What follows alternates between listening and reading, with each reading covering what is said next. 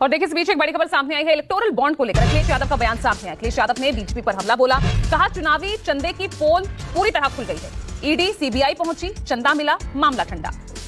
साथ ही अखिलेश यादव ने कहा कि बीजेपी ईडी सीबीआई भेजकर वसूली कर रही, लोकसभा चुनाव में जनता बीजेपी को जवाब देगी।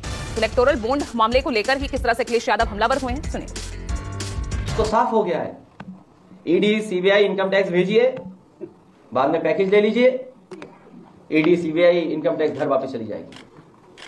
अब तो अखबारों ने भी लिख दिया, सूची लिख दी कि किसके यहां कब ईडी सीबीआई पहुंची, पैसा मिल गया, चंदा मिल गया और वो जांच खत्म हो गई।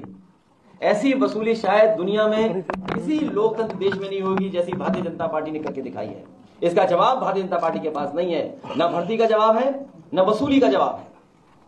ये जो नौकरियां खोई हैं नौजवानों ने, जो रोजगार खोए हैं नौजवानों ने, जो व्यापार खत्म हो गया, हम उससे सहमत हैं टेक्नोलॉजी से, लेकिन कारोबारियों का कारोबार छिन जाए, भविष्य क्या होगा 10 साल बाद, हमें उस बात की चिंता करनी है। हमें ऑनलाइन डिजिटल इससे कोई शिकायत नहीं है, लेकिन हमारे छोटे कारोबारी का खत्म हो जाए, सब खत्म हो जाए।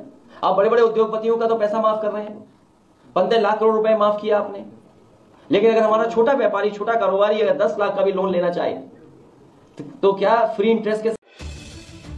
बीजेपी ने लोकसभा चुनाव का बिगुल फूंक दिया है। उम्मीदवारों का ऐलान भी लगातार हो रहा है, लेकिन वरुण गांधी का नंबर अभी तक नहीं आ पाया है, जिसे लेकर अटकलों का बाजार भी गर्म है। कहा जा रहा है कि बीजेपी इस बार पीलीभीत से उनका पत्ता साफ कर सकती है और उनकी जगह इस सीट से किसी दूसरे उम्मीदवार को चुनावी मैदान में उतार सकती है।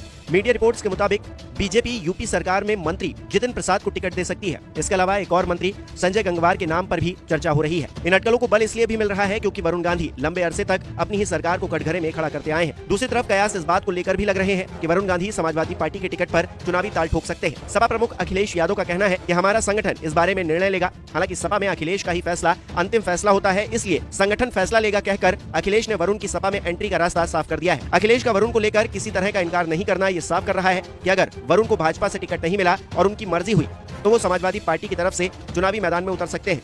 अगर ऐसा हुआ तो पहली बार ऐसा होगा कि राहुल गांधी और वरुण गांधी एक मंच पर नजर आएंगे, क्योंकि यूपी में सपा और कांग्रेस ने गठबंधन किया हुआ है। ऐसे में कई सीटों पर अखिलेश और राहुल की संयुक्त जनसभा होने की पूरी उम्मीद है। गौरतलब है कि एक दशक पहले वरुण गांधी की बीजेपी में फायर ब्रांड नेताओं में गिनती होती थी। उन्हें यूपी में बीजेपी की तरफ से मुख्यमंत्री के चेहरे के तौर पर भी देखा जाता था, लेकिन फिर 2017 में बीजेपी ने योगी आदित्यनाथ को सीएम बना दिया। पिछले कुछ सालों में वरुण गांधी किसान आंदोलन, बेरोजगारी समेत तमाम मुद्दों पर काफी मुखर रहे हैं और यूपी से लेकर केंद्र तक की अपनी सरकार को कटघरे में खड़ा करते रहे हैं। यही वजह है कि लंबे समय से अटकलें लगाई जा रही थी कि इस बार पार्टी उनका टिकट काट सकती है। फिलहाल बीजेपी के लिहाज से वरुण का सियासी भविष्य अधर में लटका हुआ है। बीजेपी की तीसरी लिस्ट सामने आने के बाद संभवतः ये स्पष्ट हो पाएगा कि बीजेपी वरुण गांधी को लेकर क्या सोच रही है। तब तक हमें और आपको इंतजार करना होगा। नमस्कार, मैं हूं मानक गुप्ता। अगर आपको हमारा ये वीडियो पसंद आया हो तो इसे लाइक और शेयर जरूर करें, और हाँ, हमें सब्सक्राइब और फॉलो करना ना भूलें ताकि आप देश और दुनिया की कोई खबर मिस ना करें। तो जुड़े रहिए हमारे साथ और देखते रहिए News 24।